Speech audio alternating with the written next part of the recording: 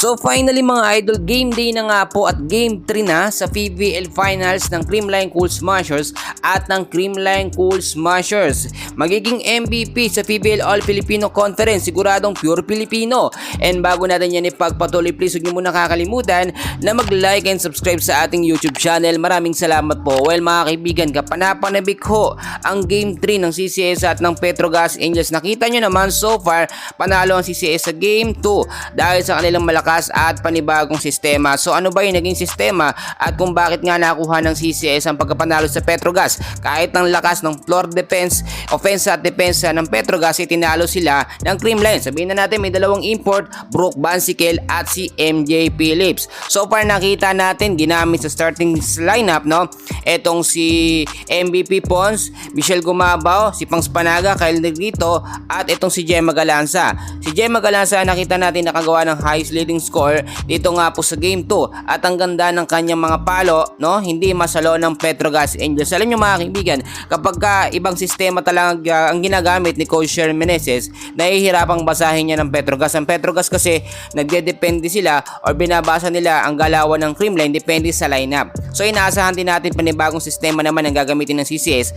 Ngayong game 3, no, si Alyssa Valdez inaasahan nating magbabalik ulit o gagamitin ulit sa starting 6 lineup ng CCS kasama etong si Gemma Galanza. So mas malakas ngayon, full force na ang Creamline sa game 3 mga kaibigan. Bukod ho kasi sa lumalakas sa sistema ng Creamline, kahit may dalawang import ng Petrogas Angels, so sinasabi nyo hindi import mga kaibigan pero ginagamit sa ABC Cup, no? So ibig sabihin import yan, may mga pa-fail. Kaya nga sinabi natin no All Filipino Conference, no, wag ho tayong mamimiloso po na sinasabi ng ilan na dapat daw all pure blooded Filipino. Well mga kaibigan, common sense na lamang, no? Kaya nga sinasabi natin noon pa man yung mga fans po dyan ng Petrogas, ang sinasabi nyo may assurance kayo at sureball kayo na si Brook Bansikel ang magiging MVP dito sa PBL All Filipino Conference. Syempre hindi po mangyayari yon. Majority pa rin napipiliin po ng PBL management to yung category na makakuha sila sa ating mga local player, no? Especially sa Creamline, si Gemma Galanza mga kaibigan. Ngayon mga kaibigan, ang sinasabi ko sa inyo, etong Petrogas mas pinalakas sila ang offense at depensa nila.